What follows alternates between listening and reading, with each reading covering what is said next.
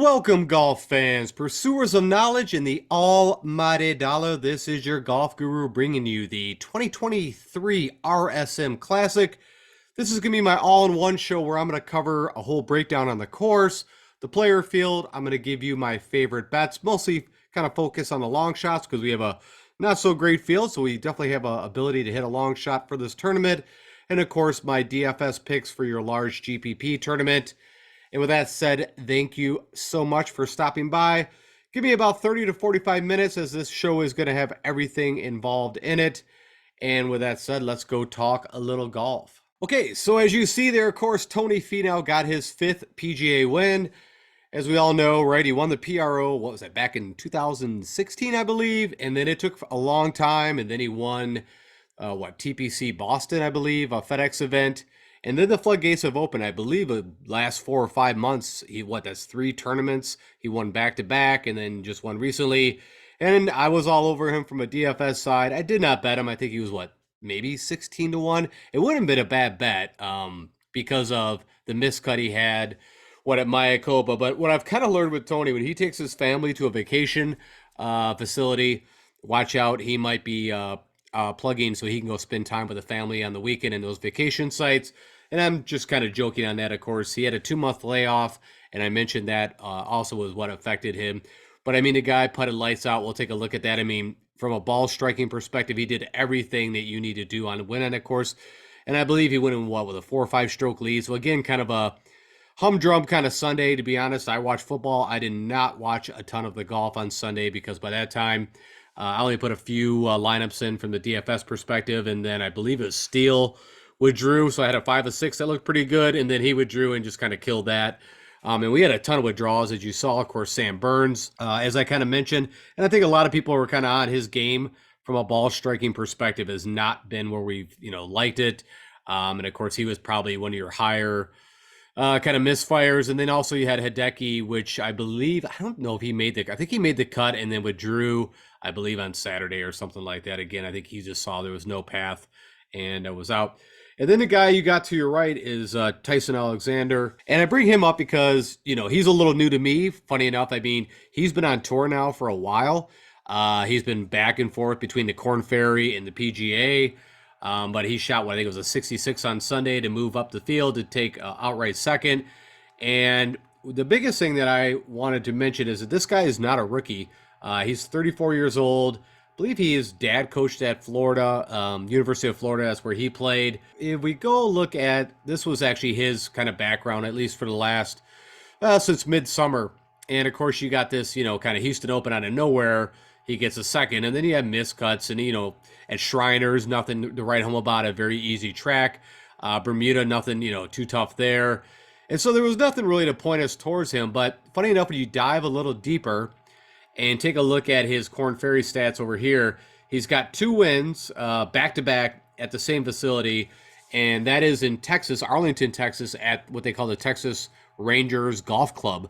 And so I only point that out is that it's just kind of interesting that, he had a second on the PGA Tour in Texas, and also, so I mean, maybe he can handle the wind.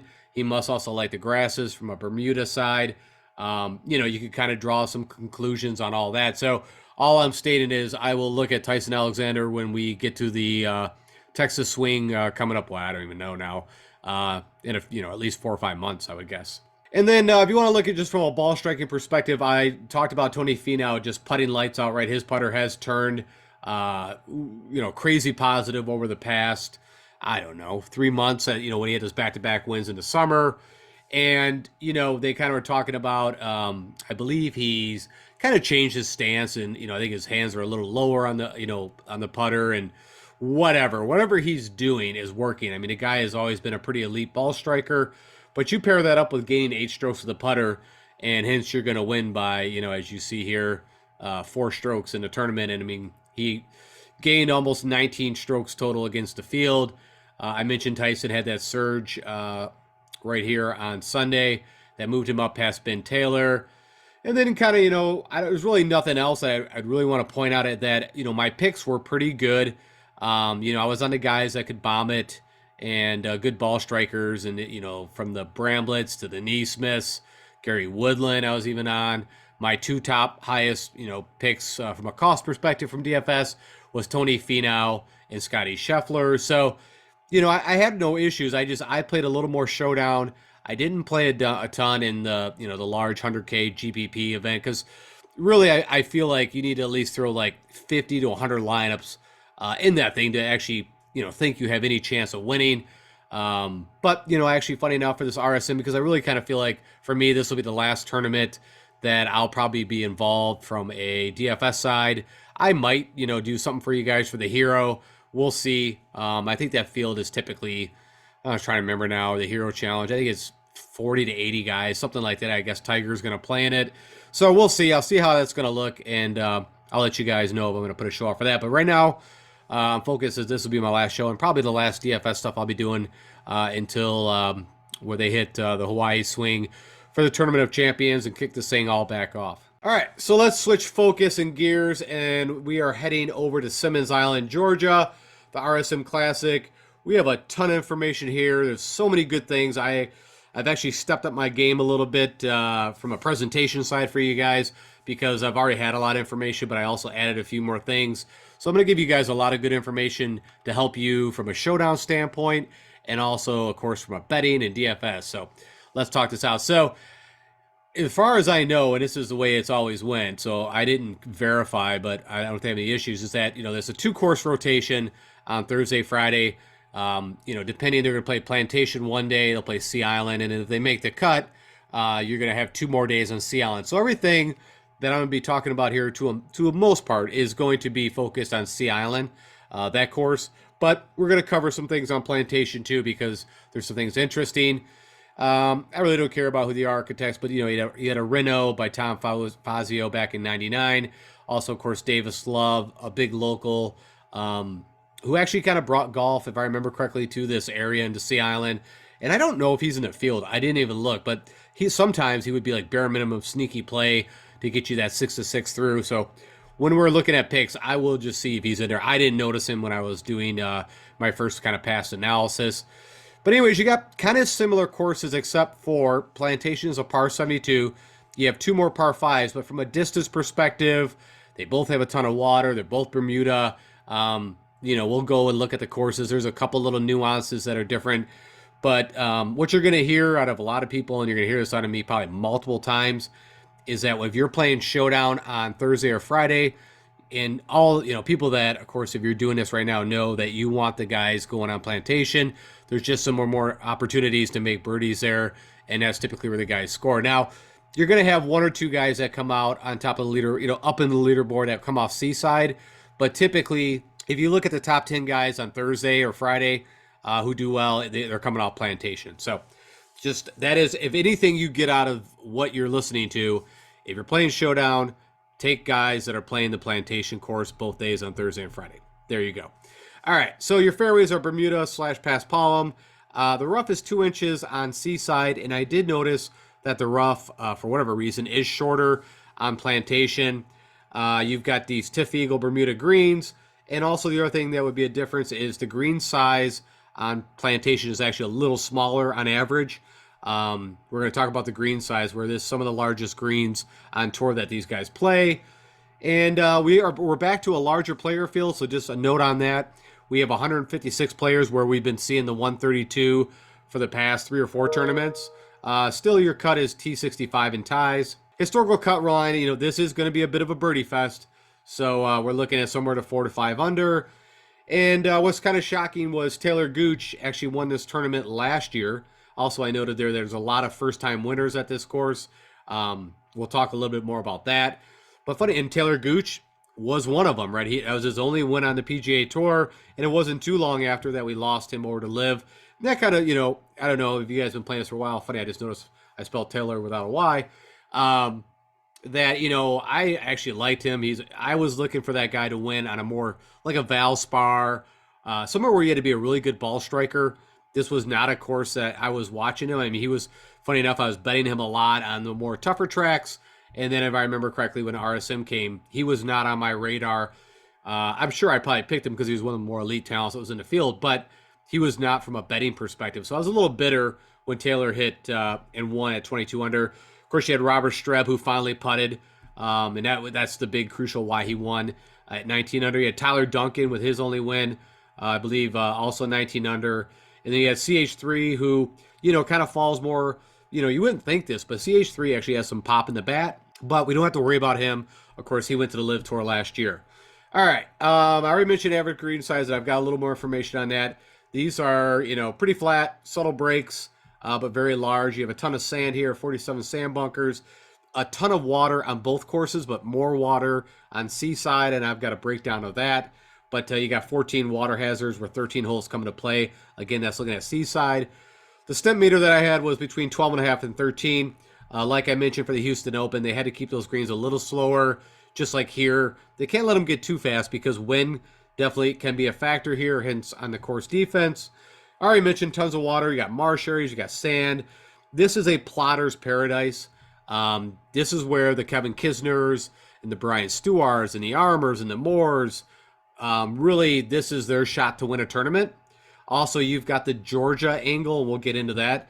But you got a lot of guys that live around Sea Island that went to Georgia Tech, and know this course, belong to this course, and of course, again, I mentioned the Davis Love kind of connection. I already talked about the whole Plantation versus Seaside.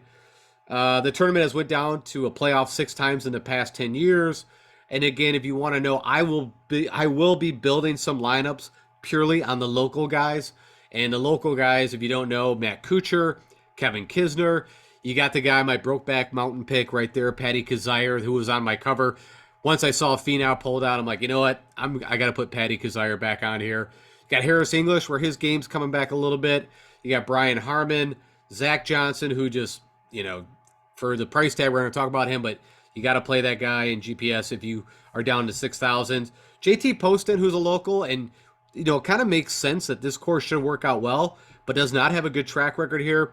Seb Straka, yes, he's from Austria, but, he went to Georgia, and I consider him a local. You got Killer Keith Mitchell. You got the Bird, and you got Michael Thompson, my other buddy Blackbeard. And just a couple other notes. Last year, Munoz opened up with a 60. I hit him for a first-round leader, right? And he had 2 60s. I think the only person in PGA history that's done that. And then, funny enough, Tyler McCumber, which I haven't heard or seen of that guy, but he actually also closed with a 60 in 2021. So just some little notes, and I don't think Munoz is in the field that I noticed. All right, so I mentioned for Seaside, these are some of the easiest greens to hit. And if you look at, of course, the Plantation course at Kapalua, where they play the Tournament of Century, they've got the largest greens on tour. So, of course, that makes sense. You got Wyndham. Well, wait a minute. I take that back. That is not Wyndham. That is TPC Summy, which, of course, is Shriners. I don't know why. Sedgefield's down here for Wyndham. And then, of course, number 3 is Sea Island and then Wailea, which some of these I have used as comp courses. They bring in the water. They bring in the Bermuda. They bring in some of the, off the tee that you have to have hitting fairways. So we'll dive into that deeper as we get along. But just wanted to throw that out to you. All right, so let's look at, you get a nice visual of this course. But, if we wanted to even get more into detail, and I'm not going to break this down, but this is actually Seaside. And I believe water is on every hole but 1, 6.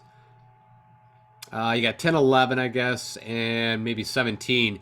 But all this is a visual representation that you can see very clearly. You don't need distance.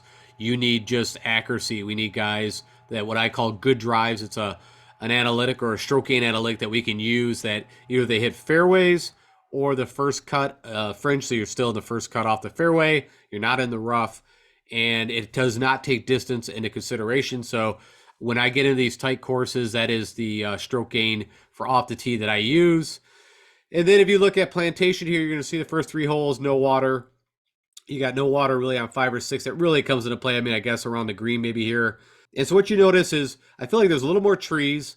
You almost got this kind of like, we'll call it a peninsula green on 7. 16 doesn't have any. But, again, it just gives you a good understanding of what they're dealing with out there if you've never watched this tournament.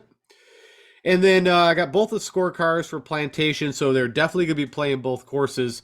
And so, like I said, as far as I know, they've always played 3 rounds at Seaside, 1 on Plantation. And like I said, the only thing I'd really call out here, as I already mentioned, you got two more par fives on this side, which of course, anytime you give these guys par fives, they've got chances to get a couple more birdies or eagles, and you're going to see just the two par fives here. They got I think on Seaside at least, I know they have 9 par fours between 400 and 500. So, anyways, that's the only thing I'd call out. And so, just last time I'll say it, if you're doing showdown, everybody that's pretty much doing showdown when it comes to putting money in knows to play the guys on plantation for Thursday, Friday. All right, and then the scorecard, if you want to just get an understanding, I don't really see anything that you need to call out except where they're going to have that consecutive birdie bonus is right here on number 5, 6, 7, and 8. Some of the easier holes put right together.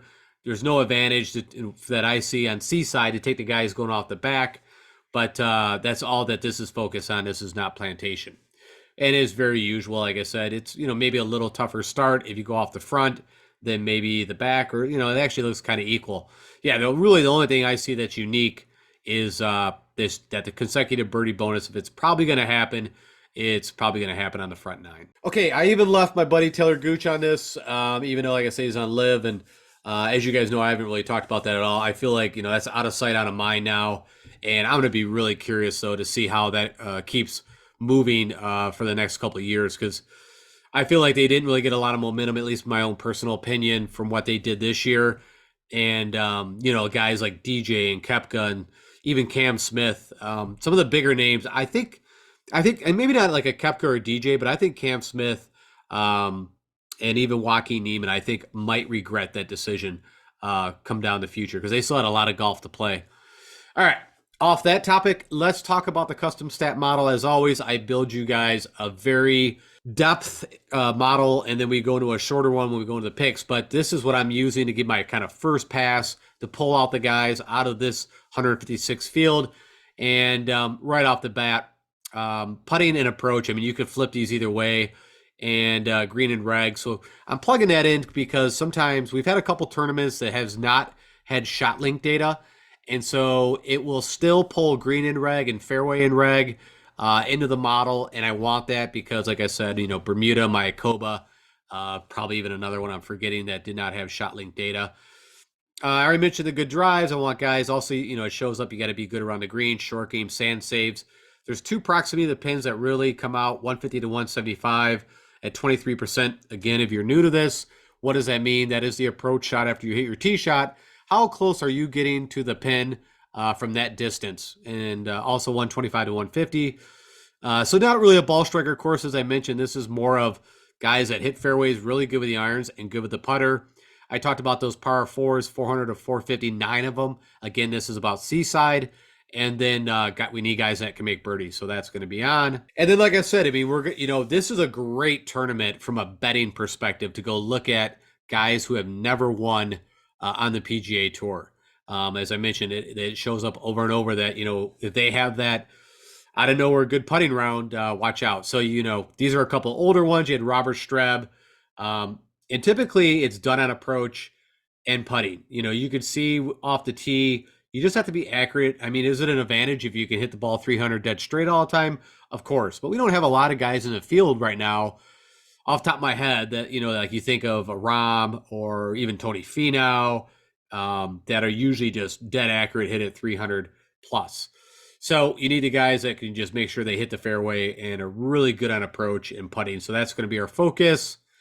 And it showed up again when Taylor Gooch won. He didn't really do it with off the tee, which actually I think would have been a strength for him out of the field that he was playing against. But you can see it was just all about the irons and about the putting.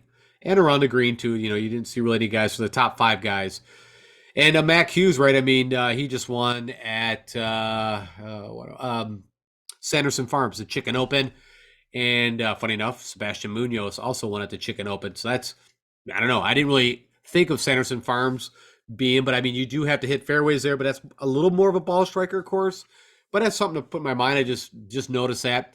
Tom Hoagie definitely comes up as, I think, a great play. Of course, Cameron Smith, we have to worry about him. I mentioned Tyler McCumber, who had that, shot like a 60 on the closing round. Mark McCumber's his dad. I think he's had some injury issues.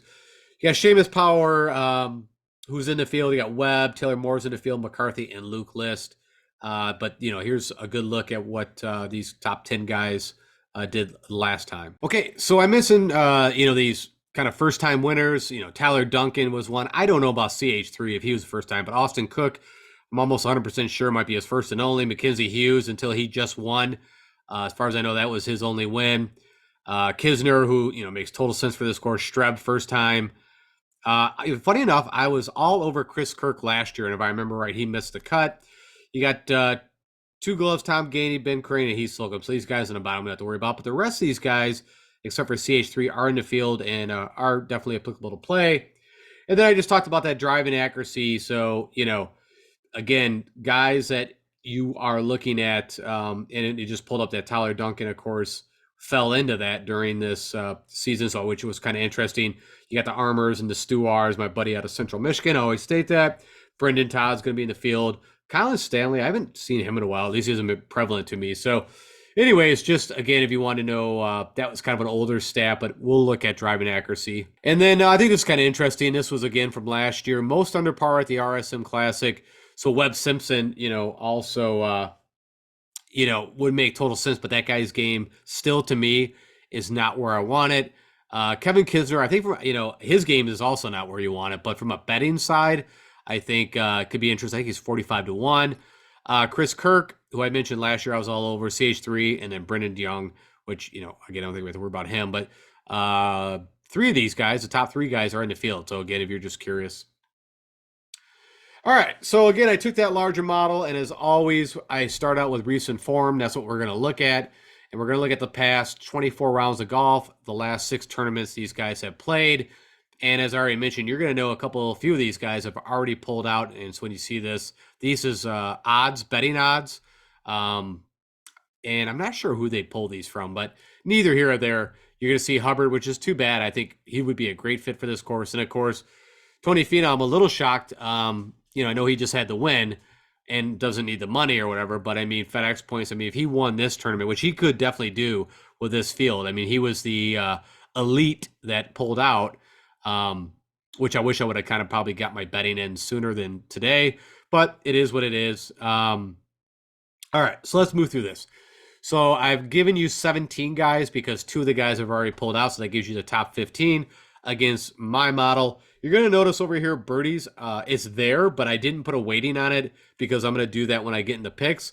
I really wanted to focus on more of these, stroke gain areas like approach. I'm weighting that, a quarter of the model is weighted on approach, 15% on putting, good drives at 15%, fairways gain and green and reg, both at 5%, those proximities. This one shows up more, so I actually weighted it more heavy at 10%. You got the par 4s, 9 of them. I put that at 5%. Around the green does show up sand saves. And again, birdies, don't worry about it. As in, it's still going to pull some of these guys in, but we're going to, on the pick side, we'll be able to really do more of a deep dive on it. Really, then number 1 comes up as Andrew Putnam, was Russell Knox. So Putnam, Knox, 35-1. I believe he's actually 40-1 on DraftKings Sportsbook. Russell Knox is at 90-1. You got Tom Hoagie, I think it's a pretty good play. You got Brian Harman, which I think, out of the guys, his putter has kind of failed him in the past. So let's take a look at Neesmith. That guy, what Jekyll and Hyde was he at the Houston Open, where it was like, shoot 3 over one day, shoot 6 under, shoot 2 over, shoot 5, it was too bad because I thought that could be a really good place for him to hit. Jason Day has resurrected his golfing career. He has been in fuego with everything and even the putter.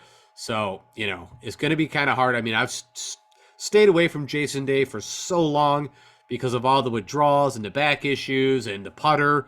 But, I might have to play him this week. You got David Lipsky, who's made a surge. His putter's come around a little bit lately. You got Ryan Arman. You got Justin Lauer. You got Brendan Todd, who, when I think of this course, I think he would be a perfect fit. Of course, Ryan Moore.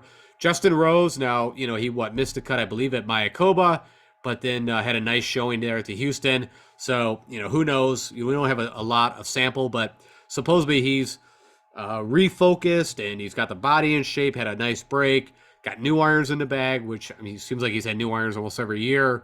But the putter has been elite, as is typically, and you just got to kind of make that decision. I think he's in the 8,000 range, so We'll see, but I mean, it could be an interesting bet.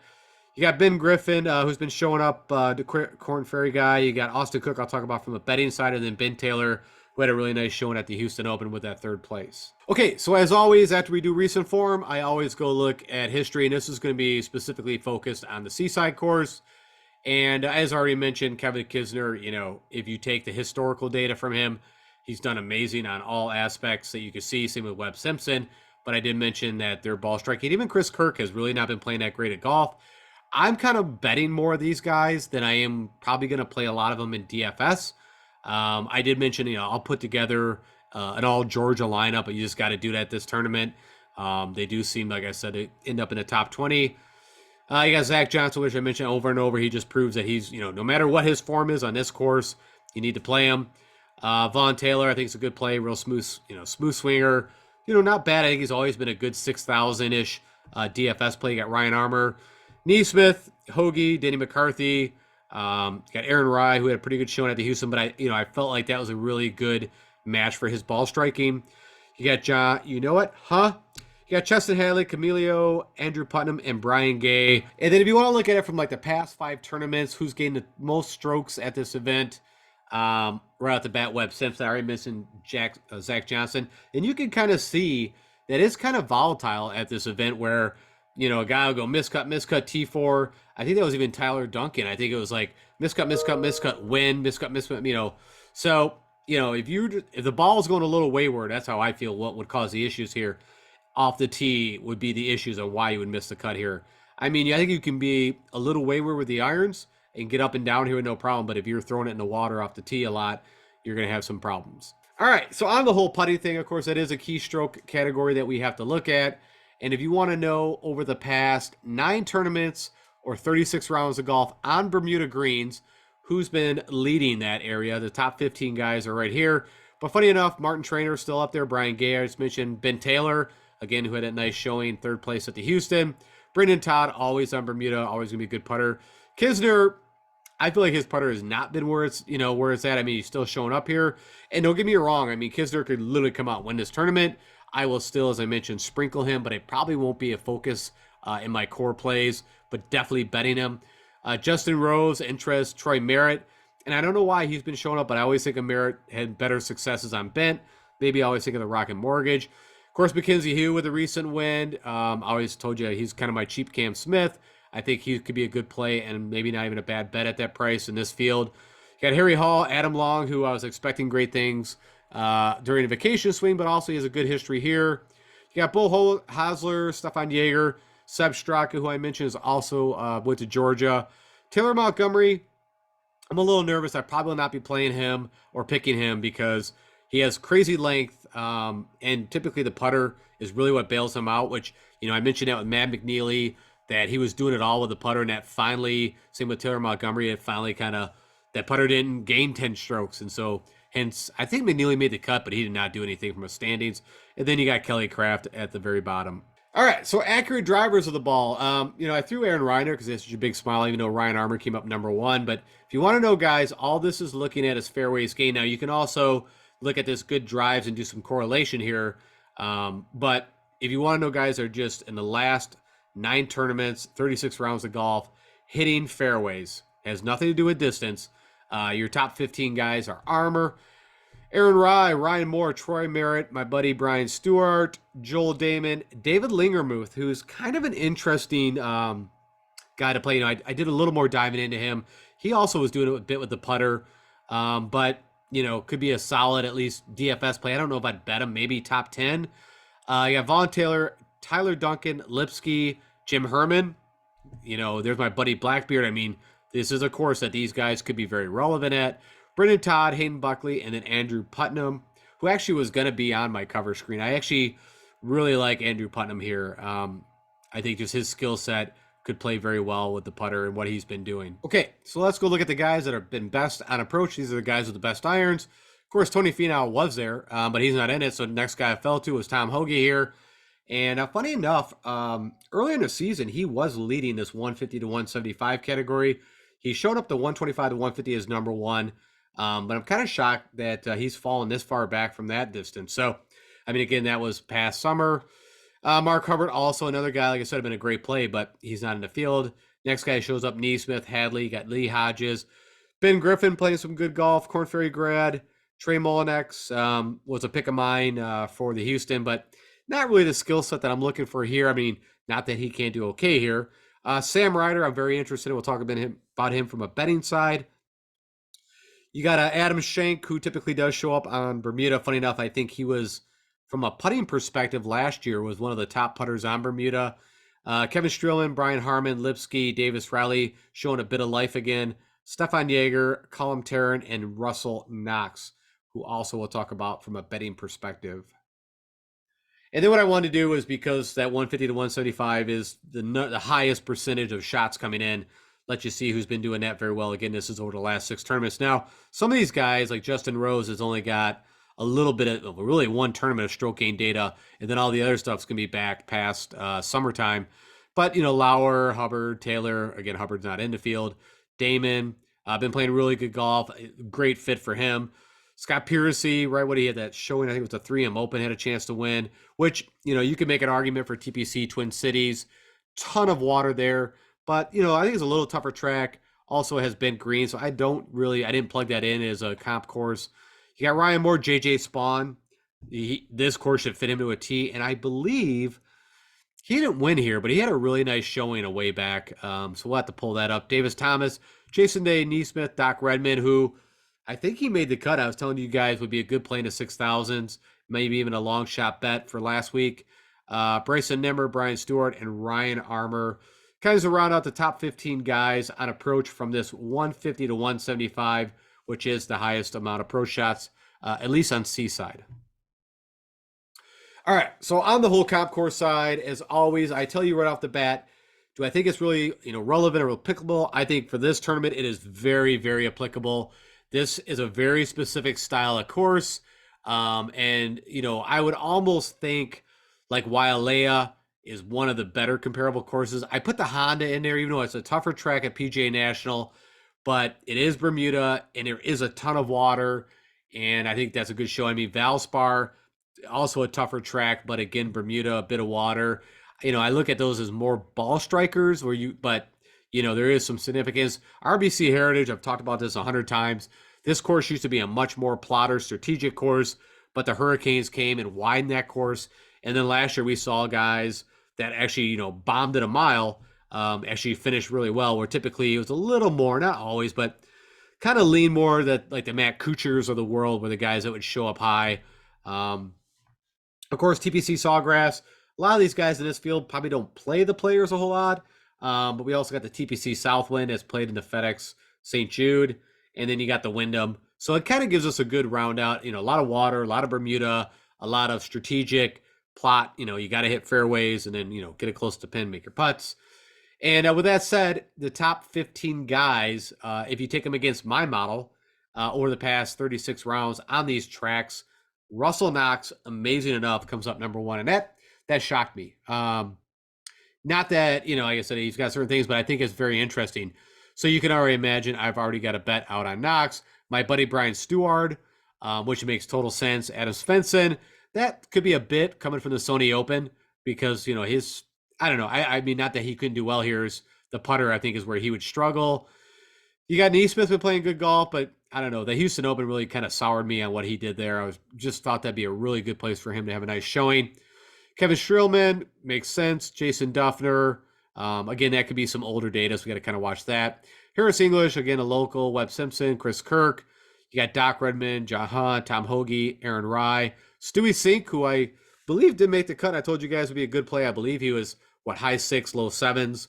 I just thought he could be sneaky. He's got that length. It was just his putter has not been cooperating. Even though I think he's actually changed his whole putter grip. He was kind of doing a claw. I think he went back to, I don't know what, left hand low or whatever. And then Ryan Moore. So, again, from a comp course side, if you're interested in guys in this field who've done very well, I think 90% of these guys would be really good plays. Again, I might be a little worried about Doc Redman. I'm not super psyched on Svensson or Neesmith, and maybe Stuart Sink might be the guys that I, wouldn't play. Oh, for sure, Duffner. Duffner, could be someone from a, he can go out and have that one round, but man, you can see his putter is so bad. And usually I save him for a cheap ball striking course if I need to go there. All right, so real quick, let's take a look at my betting card. Of course, I'll probably add or subtract. I don't know, but right now, this is what I've got in the bets. I mentioned Andrew Putnam right off the bat, kind of was very interesting. I mean, the only thing you can see is that 125 to 150 is not the greatest over the last 6 tournaments, but everything else, the guy's been playing really good golf. He's not long, he's pretty accurate, he's a great putter. He kind of does everything I'm looking for. Russell Knox, the only thing is the putting. I mean, if Knox can putt, there's no reason why he can't win this tournament. Austin Cook, I told you he's a past winner here. I believe it was 2017. Also been playing really good golf. So for 150 to 1, I mean, you could bet him top 10 if you want, but I think I bet him outright. Vaughn Taylor, I actually bet him top 10 and outright, again, small bets. I know these are like, long shots, but long shots that could easily win this tournament because it is a very weak field. And also this course, as I mentioned, kind of opens up the whole gamut for everybody. Sam Ryder, if you've been watching golf, the guy's been playing really good. Had that, 60, I don't know, 1 or 2 or whatever it was here recently. I believe that was at Mayakoba. And has been, I just keep thinking the hole in one he had at Waste Management. The guy is, I've always said, is a great showdown play if you can deal with the bogey birdies. But really, his bogeys have been, pretty minuscule. He's been playing good golf, is the short of it. And the putter is what's, kind of fired up a little bit for him. I already mentioned Brian Stewart, Chris Kirk. Of course, Brian Stewart, I got to bet. Chris Kirk, this is purely because I was all over him last year and he missed the cut. And this is a course, like I said, that literally you can miss the cut and win it next year. Tyler Duncan, again, he was won here in the past. He had also, posted a first round 60. I mean, the guy, if he could carry it, man, he could do well here, as he already has shown. And then, of course, Patty Kazire, which you get better odds. I think he's 130 to 1, maybe at 150 to 1. But I've got to, of course, bet my Brokeback guy again, because if somehow I miss him after whatever, running that guy for so long, this is a course that he could do it. He showed some life. Of course, I mentioned he is a local. All right, let's go jump over to Fantasy National. Let's talk about the guys that I'm going to be looking at from a GPP, DFS perspective. I'll give you my kind of top 20 guys that you can leverage or use, and then wrap this thing up and get you guys out of here. Okay, so I've hopped over into Fantasy National, and as always, if you are betting or playing DFS, you got to use this tool for the PGA, for any golf. Of course, I'll be focused on the DraftKings pricing, but you can use it for FanDuel or Yahoo or whatever you're doing your golf on. And as always, I'm looking at the past 24 rounds of golf. I've already done, as usual, a lot of pre-work. Kind of went through the, using the comp courses and did kind of a 12-round analysis, a 24-round analysis. What you're going to be seeing from me is a 24-round. And as always, I've created a mini model, pulling out the 5 kind of key stroke gain categories that I think out of that larger model that we already looked at. And then you also get to see how many birdies have these guys been making. We want to see green going up over the last 24 rounds. And then recent results and tournament history. A little bit about the model is heavier on the driving, putting, and approach. And then these two down here are a little less weighted. So I'd say 75% of the model is up in here. Again, and as already mentioned, Finau is pulled out, so we don't have to worry about him. Funny enough, I was looking at this, why Seamus Power, was not having better results. And it's kind of funny is his win and at Mayakoba, well, both of those didn't have stroke gain data. And so what it was pulling was this, Sanderson Farm, Shriners, he missed a cut, the CJ Cup. So I don't want you to look at this and let it fool you that, I think he's a great play. I mean, he does everything that you would want. I have no problem. I will start some lineups with him. Let's go take a look at Seamus real quick. Again, you're going to notice, drives about 300. He's pretty accurate off the tee. Gains on Bermuda. Can also play in the wind, which I always thought was amazing because he does hit a high ball. I've mentioned this before, even though, of course, he played a lot of European golf. You could see typically in the past it's the irons that have caused him some problems. But we can't really see, but I mean, he gained 13 strokes at, Butterfield total. He gained almost 10 at Worldwide. So the guy's in great form.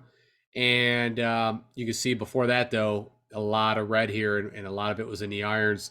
The putter was still doing okay. So something he figured out with the irons. So, like I said, I don't have an issue if you want to play him. Brian Harmon, as I kind of mentioned, again, a local. He does what we want off the tee. Actually has pretty length, good on Bermuda. I believe, what was it that I saw? Oh, okay. Is the putter typically is where Brian, can have ups or downs, even though you can see over like a rolling 12 months, he does gain. So, I have no issues again. Funny enough, for some odd reason, I'm kind of falling to Tom Hoagie. I mean, I will start some lineups with Brian Harmon, but, and you can see for some reason, projected ownership, which I wouldn't put a lot of weight into this. I'm not going to go over projected ownership because it's Tuesday and there's going to be probably very minimal information in here to really be worthwhile. And we got such a vast field here and a lot of guys, I think that ownership would be spread. So what I was getting to all of this is we don't have to worry about 20 feet now. So the most expensive guys, we did get a little price break on some of these other guys. Now, some of these guys, it's kind of hard when you see Brian Harmon at, 10-3, Seamus at 10-5, but that's what the field we got here. All three of these guys I have no problem, but out of the three, I would go with Tom Hoagie. And a lot of it's just his irons. The putter goes. He's also had a T4 here last year. Been playing really good golf. Yes, he missed a cut at Mayakoba, but I'm not too concerned with that. Let's go dive into him a little more. So, still very accurate off the tee. Probably one of the most elite iron players in this field. You can see that right here.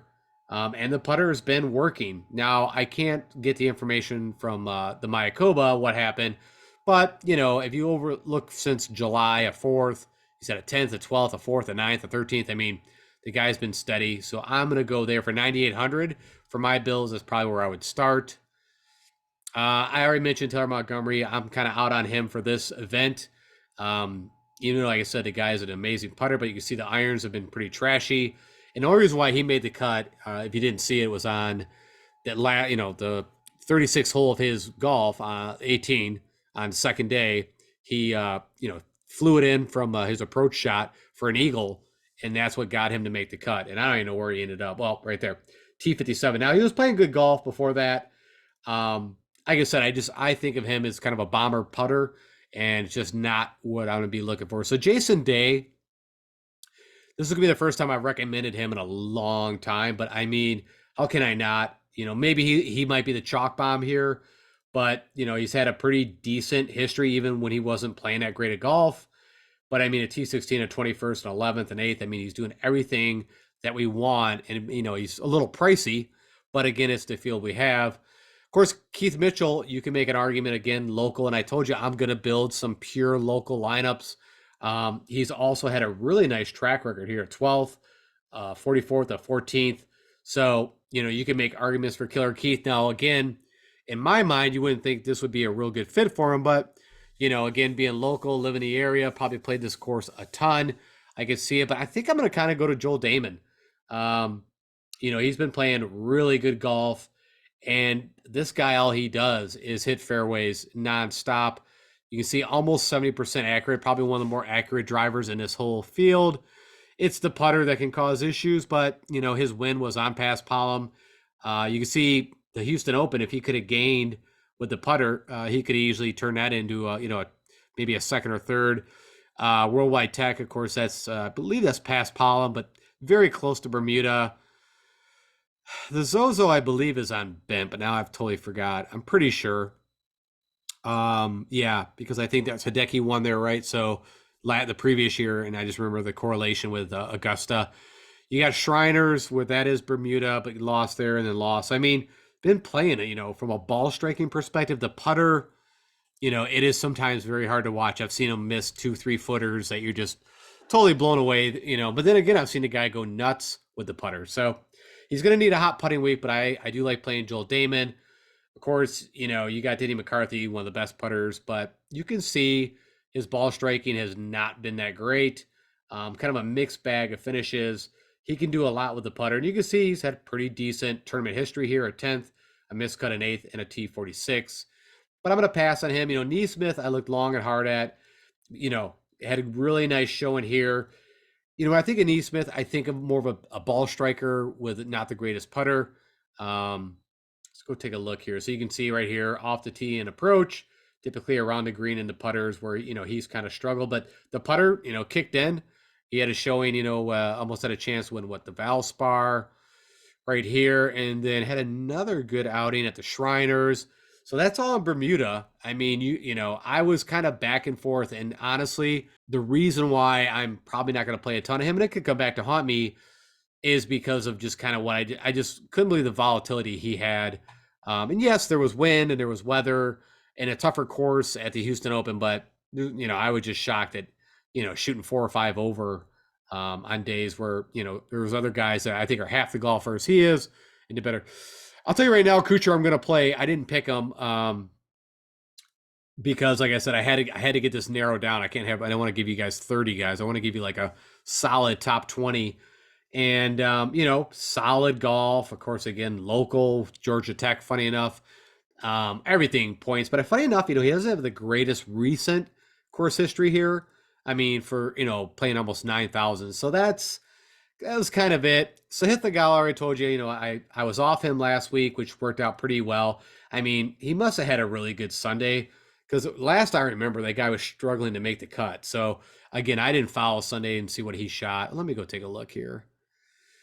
Let me go see what Sahith did. So he didn't do anything off the tee. He chipped some stuff in, it looks like. Not, okay. And you can't be wayward off the tee here. And like I said, I don't know why I've just seen him where he gets the hooks. And I've told you this 1,000 times, it makes me nervous. So no thank you on Sahith. I mean, not this, we were waiting for him to get his breakout win. This could happen. I look at, again, where I'd want some a little more tougher track, a little more distance is where I would like him than, more of a plotter course. Patrick Rogers, again, a lot of his good work is not coming up here because of like Mayakoba, Bermuda. The Houston Open should be in there. Let's go take a quick look here what he did. Because he was a pick of mine. I played him in Showdown too.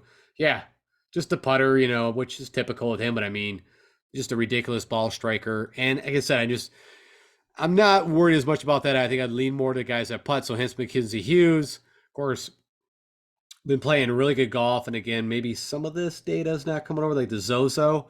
I don't think we got stroke gain data for the Zozo because that was over in Japan. Nope. So that didn't get pulled in here. So it's pulling in, some of this older stuff that I'm not too worried about. So Mackenzie Hughes, again, he had a second here last year. And if I remember right, did I say this is where he's got his one win? I don't know if it's coming up here. Well, technically his second win now. Yeah, so he won it back in 2016. Also had the second follow-up. So, I mean, definitely knows his way around here. So Mackenzie Hughes, probably should have put him on my cover. You know what? I didn't even bet him. I think he's 35-1. I might have to go and bet Mackenzie Hughes. We've been seeing a lot of guys that have been stringing some wins together, so why not? Taylor Pendrith, again, I liked him last week at the Houston Open because of that driving length. But the putter has been just really suspicious. And so I'm going to say no, thank you. Webb Simpson, I told you I bet him. And that's crazy, but I did. I bet him. You could just see it's all on course history. And I know better just to go up here course history. The guy's game is just not even close to where he was. But I'm just terrified that, you're getting 45-1 odds in this field. And if you've been watching Webb Simpson for a long time, it's kind of hard to picture like he's, I don't want to say trash, but just done now. And so far, it's kind of showing that. I mean, you got Jason Day who's made a comeback. Even Ricky Fowler's been playing better golf, but Webb Simpson's been in this funk for a long time. I mean, even at his kind of like we call his home course at Wyndham. So yeah, I don't think he played in it in 2022. I think maybe he had to pull out of that for some reason. I do remember that. All right, Kevin Kisner. Again, I'm covering some of my butt with the bets. And again, I will play Kevin Kisner in the all Georgia team lineup. But, you can see the approach is just disastrous. And also, what we're seeing here now, again, he's a T4, T7, second and a couple of missed cuts. I told you guys, not too far off from like what you see at TPC Sawgrass for the players. And that is due to the wind. And if you're hitting the ball in the water, you're going to miss the cut, and then you're going to have times where you come out, you're not hitting in the water. So Justin Rose. So right there with Day. I am not a fan of Justin Rose. And so this is going to hurt me, but right now he is in my player pool. And it's not what I just saw at the Houston Open. It's what I know this guy can do with the putter. And it seems like his irons are back. And now I don't have the data from Mayakoba. What went wrong? We just know he lost. And then, like I said, the next thing we got is August. But I kind of got sold on this whole recommitted rejuvenation. He's 8,200 in a really weak field. To have the pedigree of what Justin Rose has. I mean, he's had, I think it was what the RBC Canadian was the last time we really saw him in contention. Let's go take a look here. So yeah, Houston Open was a nice showing. And also what, he was in the final group, I think, on Sunday, if I remember right. Yeah, then he had the RBC where he went nuts with the putter. Also pretty good with the ball striking. And then I always go back to, like, he popped up at the PGA, he popped up at the Masters. That might have been what, 2021, like the first day. Like he's just, I don't know, a little bit of Jekyll and Hyde. Davis Riley, I was looking at him pretty long and hard. I think, he's kind of making a little better turnaround here, and could be not a bad fit. Wyndham Clark, again, give me a course that I need that distance. And like I said, he's been playing pretty good golf, but he's not a bad course history. I don't know. He just was not on my radar, and I'm just not going to play him. I'm going to go to Brendan Todd instead. I mean, again, should be a perfect fit for him. Kind of a Jekyll and Hyde. He had a T7th and a T9, sprinkled with a miscut, a 28th and a 53rd. He's had a 4th here. Let's go look at Brendan Todd real quick. Of course, very accurate off the tee. I mentioned about 70%. That's ridiculous. He's one of the better putters of Bermuda. So he had a 4th. I just want to see what if I pull up. The reason why I'm pulling up this way is I get a longer history, and I just wanted to see if his best was a 4th. I already mentioned Andrew Putnam. Pretty good history. I'm going to do the same thing for him. I want to go pull up a longer sample size. Again, 66%. You're going to notice I'm looking for putters and guys, good irons, and guys that hit fairways. So, yeah, I mean, a 12th, a 37th, and a miscut and a miscut. So there you go. Figure that out. But I'm on him. That's who I'll be playing at 7,900. Alex Smalley, I like, the kind of the comparable of Wyndham. And you can see he's kind of in this trend, and also first-time winners. So probably not even a bad guy to bet. He's played her once and missed a cut, but let's go take a look at him. I don't know how accurate off tee. So 60%. I mean, I really wouldn't want any guy lower than that. He's got a little more distance, but is a good putter, and did gain at the Houston. I don't know at Bermuda, but he must have gained with the irons. He gained 7 strokes total. And there's the Wyndham, of course. I told you that's his home course. So we got the Bermuda he's done well at. Wyndham. Yeah, I have no problem. I'm going to play some Alex Smalley at 7,900. Of course, you got to find some value to some degree. There's if you're going to play some above. So I think he'd be a good value play. JJ Spawn was not on my radar for this, but as I kind of started, I had a second back here in 2018, a 16th recently. This guy, same thing. Not long, very accurate, and funny enough, took down the Valero, which I think is more. You got to be a really good ball striker there. But he's got almost 300 with 65%. The putter is what can hurt him, but just gained on Bermuda 4.5 strokes at Shriners. Funny enough, he kind of did it a lot with the putter. We don't know what happened at Worldwide Tech, but he gained 7 strokes. Also, again, Bermuda or past Palm. I might get that mixed, but I think they're very similar. Aaron Rai, for me, I always think of a ball striking a little more, but he's just been the guy just hits fairways. He's just kind of shown up from a modeling perspective. It's what the putter will do. That's the problem.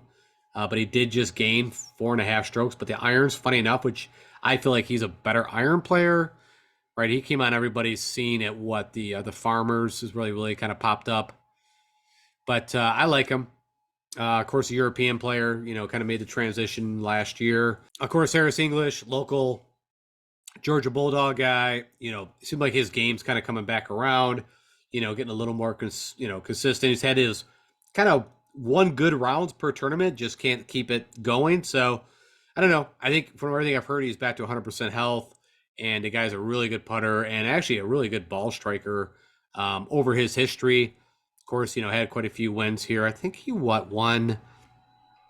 I know he won Travelers.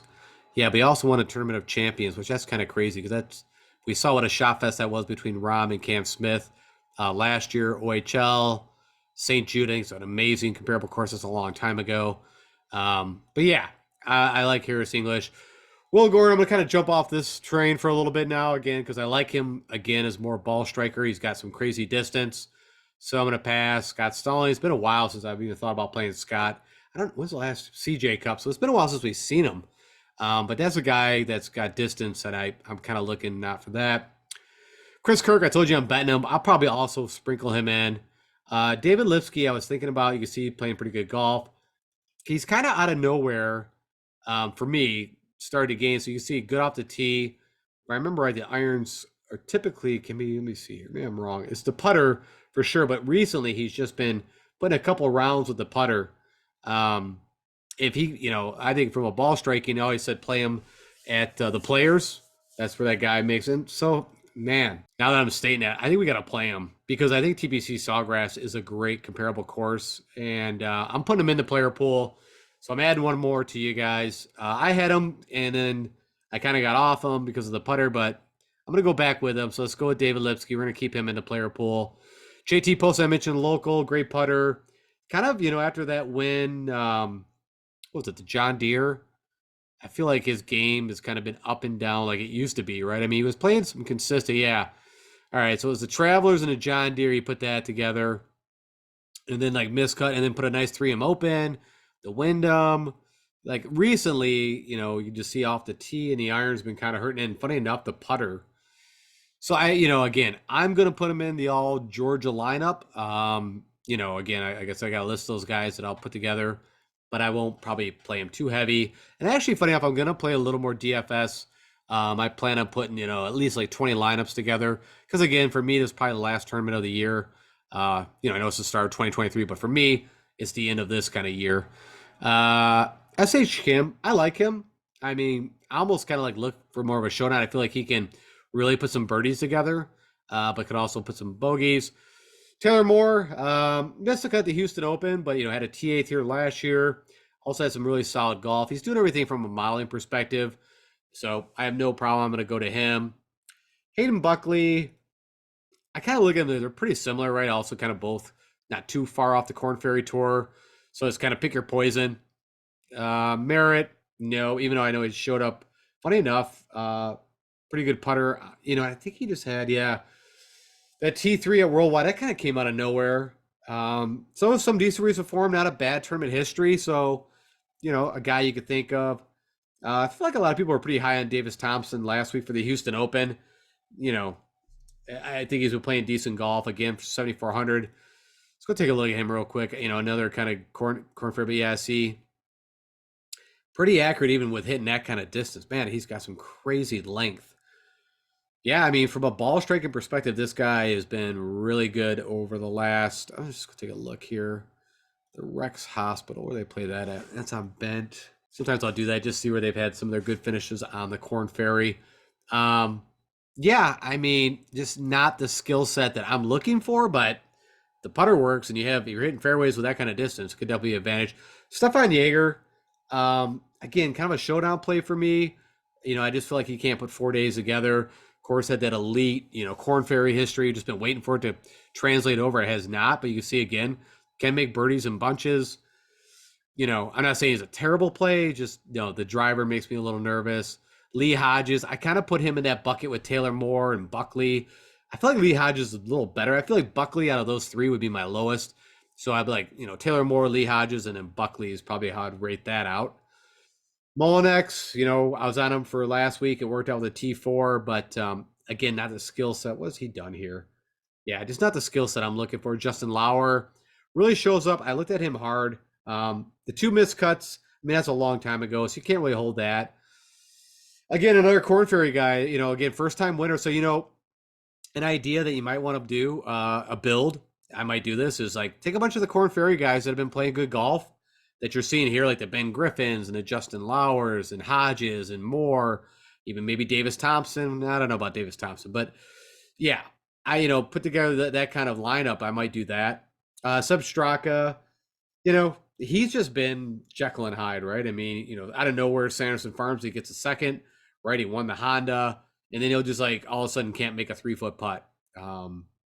I think I had him in showdown. I don't know if it was Thursday or Friday. He birdied the first hole, and I think it was a par three the next hole, and literally put it within like 2 or 3 feet and missed a putt, and then literally just went on a crazy bogey fest. And if he would have made that putt, he'd been 2 under and away he could have went. And I mean, who knows what would happen? But also, I think if Substraka should be able to play in the wind. Of course, he won the Honda. It was very windy. I don't know. It was very disappointing. So I probably got a little like a Neesmith and Straka left me a little bitter taste from the Houston Open. Luke List, I was on last week, for the price tag. He got us a T57. Nothing great, but, not bad. And funny enough, he's got a pretty good history here. Even though that's not the course, like it's not what I'm looking at because of how bad the putter is.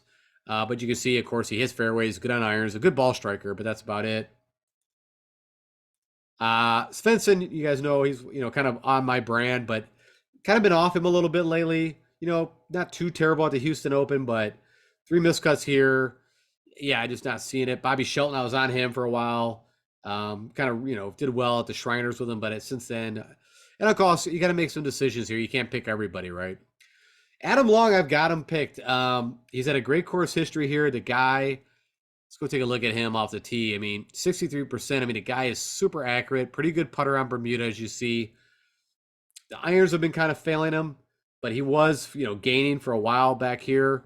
So I think it's a good fit for him, and it wouldn't shock me, a couple miscuts to come out. So he could kind of be my differentiation pick, a little contrarian.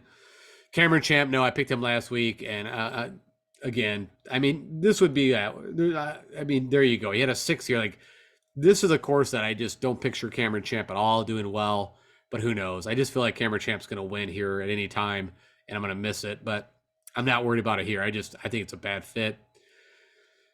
Shank, I couldn't kill you. I think last year I was on him here, so would make total sense. I'm off him this year, even like I said, a Chris Kirk, and then they would end up doing something. Got her up. It's been a while since we've seen him. At least it feels like to me. So, I don't really have any huge issues, but not really on him. Russell Knox. I'm playing a lot of guys that I don't usually play. I don't play Rose. I don't play Day, and I don't play Knox. But hey, you know what? I mean, everything is kind of telling me that's what I should be doing. Even for when I'm seeing my own eyes, right? I mean, the Justin Rose thing, that one's got me probably the most nervous. So he'll probably be the least used. Like I said, I would love to play Hubbard. That's kind of more of the guys I play. And then funny enough, he DQ'd, and then he pulled out of this tournament. So I don't know what happened. I don't know what happened. It wasn't a WD. It was a DQ. So like a missigned, scorecard. Maybe he's pissed off. I have no idea why he's not playing in this tournament. I told you Sam Ryder. I think he's one of the better values from a DFS. We'll see. Right now, I mean, this is kind of hard to see, but projected ownership is 0. I mean, I think it's going to be pretty chalky, but we'll see. You can see this. I mean, if you look at that, he has not had a good history here, but been playing good golf, and what he does, and the putter's been, the one thing that's actually kind of shown. So, pretty accurate off the tee. You can see the putter's been working well. The irons have been firing. Yeah. So I'm kind of interested in him. Patty Kazire, I got to do it. I got to go back to it, guys. I mean, he's local, played a ton. He's got a good history here. It could be big time failure. I'm not, like I said, I may limit my exposure, but I definitely bet him from a DFS side. Ben Taylor, another guy that you could throw in there. I mean, I don't know. That was kind of a shot in the dark, and we'll see that again. But I'm not going to be really putting him in my pool. I'm going to put Zach Johnson in there again. Just tears this course up. I mean, I should say tears it up, but over and over, the guy just makes cuts here. And let's go take a look at him, because I mean, from what he's been doing recently is not good. But I mean, does the things, he makes the putts, he hits the fairways. I just wanted to see what his, I'm not worried about. So when you see off the tee, you got to remember that includes distance, and he does not have distance. So long as he's hitting fairways, it's more about what he does with the irons. Trying to see what his last. Gonna do it this way. What is his best? So this Charles Schwabe, Valero, which that's kind of crazy. Well, I don't know. I mean, it's not super crazy, but it's not, of course. The Amex makes more sense. The RSM, okay. I don't know. Like I said, I'm not a big fan of Zach Johnson. I've told you guys the story about him. My buddy had the same teacher, and my buddy just said he was a jerk, even though the guy won the Payne Stewart Award, and every time you see him, he seems like the nicest guy in the world. But for whatever reason, so I got a kind of a A little bit closer. For whatever reason, I had John Hunt. I think, yeah, when I pulled up the comp courses and he really came up firing on this thing, and he just had a crazy round. If I remember right, I don't know, maybe it was at the Worldwide Tech. Maybe it was like a Thursday, Friday. Justin Hadley makes sense. I'm not, right now, I don't know. I got Hunt picked instead. I mean, maybe a better play would be Justin Hadley, to be honest, but um, not the greatest course history here, but from a modeling perspective, it kind of works out a little better. Ryan Armour, it's perfect Ryan Armour course. Even though, funny enough, he's missed the cut the last couple times, and has had a couple cuts here, but also has had a couple good showings. So I mean, a little bit. I actually like Austin Cook probably more out of like a lot of these guys down here that I mentioned. So I will be probably playing more Austin Cook if I'm down in this range. Um, he's been a really nice low budget play, and he does the things. I mean, he gains on Bermuda, he hits fairways, not super long. The irons have been okay over the last few tournaments. You can see he had this nice little string here: Barbasol, John Deere, Travelers, RBC, and he also had that kind of crap, which he does that. Seems like he'll like do good for a few tournaments and then a few miscuts. So who knows? I also bet him. All right, I think that maybe I got okay. Don't worry about David Linger, but play him or not. I mean, I just had him highlighted as I was kind of an interesting play. Um, it's probably maybe like I said a little more. There's your Tyson Alexander, where he had, of course, a good showing. I thought I picked somebody at the 6,200 mark. Bryce Garnett. I mean, this is a course for him. I mean, any of these guys you get down here, you're not going to have Vaughn Taylor. I mentioned I'm betting him. Brian Stewart. There you go. So 6,300. He's got a T22, a T10, a T50, a couple. I mean, you could make an argument for playing him or not playing him. But had a good showing. Well, don't count that as Corn Ferry. The Fortinet, and I don't know, just kind of looking for him. Hank Laboda. Didn't even know he was in here. The old lefty Hank Laboda. What happened to you? You've kind of fallen out of grace. Dean Burmeister, I feel like everybody was on him for maybe it was the Houston Open and they went missed a cut. Probably maybe for me more of an interesting showdown play. Let me go look at this. His irons have just been trash. Oh, okay, there you go. No, this is not the guy I want to play. I forgot. He's got crazy length, and not super accurate. And you can see the irons, have just been trash. So that's not a good combination on this course. I mentioned Jonathan Bird, the Birdman. It's got a win here. He could be a sneaky $6,200 play. I wouldn't have a problem with that. Chris Stroud actually, did make a little bit of a comeback. I mean, a guy you always would mix up Brian Stewart and Chris Stroud. He just got back his card and kind of came out firing, but it's kind of fallen back a little bit since then. All right, I just saw Bill Haas. No, Scott Harrington has had a couple of good showings. Scott Harrington is one of those guys you play him and he'll miss the cut badly, and you don't play him and he'll he would have been a good 6,000 guy to get me through to the weekend. All right, that's it. Let me summarize this real quick for you because I didn't do that in the presentation form. All right, so I actually have 22 guys highlighted, but we have a 156 player field, and it's going to be, like I said, tougher to get through. But up in the upper echelon, I'm going with Tom Hoagie, Day, Damon, Mackenzie Hughes. You got Justin Rose. Probably this one makes me nervous. I'm telling you guys, I'm nervous, so I will not play him a lot, but he could do something. Maybe I didn't even bet him. Like I was looking at the bet, I think he's 45-1. Maybe I do that more. Brendan Todd, I like Putnam, Andrew Putnam, Alex Smalley, JJ Spawn, Aaron Rye, Harris English, David Lipsky, Taylor Moore, Adam Long, Russell Knox, Sam Ryder. My Brokeback pick, Patty Kazire, Zach Johnson, which it's going to be hard. I say right now, but I know when it comes to me actually clicking on Zach, you know what? I'm going to remove him. I did it. For me, I'm going to remove him on my player pool. I got Ja. You know what? Ryan Armour, Austin Cook, Brian Stewart. I'm doing that because I know if I play him, it's going to kill me. And if I don't, he's going to get through. So, maybe I'll put him in one lineup. But you guys don't, do what you want with that. But because I added a guy, I took a guy off. All right, real quick, let's go over weather. I'm not going to show you ownership projections because, I just don't think there's enough data going to be out there. And again, I think there's such a wide spread of players you can play that I don't think there's going to be a lot of chalk. Maybe, who did I mention at 7,000? I forgot now. It doesn't matter. But whoever that was, I think he'll be kind of chalky. All right. So you're looking at, if you're doing Showdown, as a lot of you guys probably do, McKinnon, St. Simons Island. This is right next to the course. I mean, literally almost like on the course. And if we scroll down to Thursday, it does look like they're going to have some wind. Funny enough, saying in the morning, whenever I've ever, of course, this was so far out, but even if I look like the night before they tee off and it shows me windy in the morning, calming in the afternoon, I always have a hard time believing up.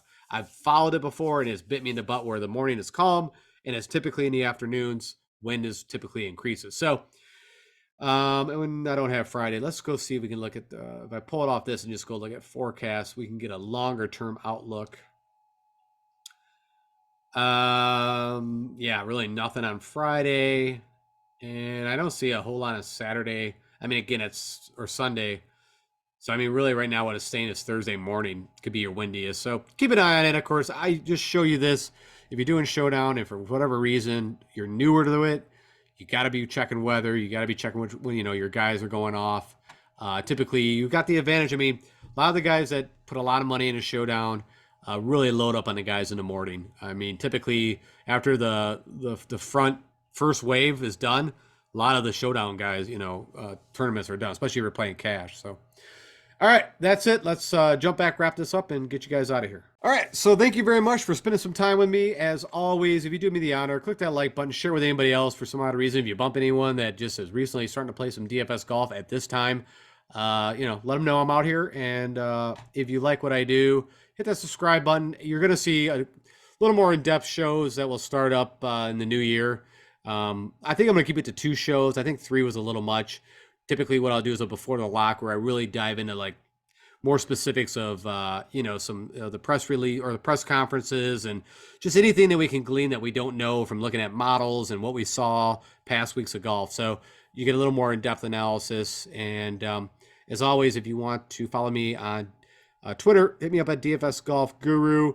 I also keep an eye on withdrawals and, all the stuff that comes out of the PGA Tour media or anything else that I notice I think is interesting. All right, guys, this will probably be the last show I do of this year. Like I said, I'll check out the Hero and figure out, but other than that, we got like the QBE, the PNC, like I'm not doing anything for that.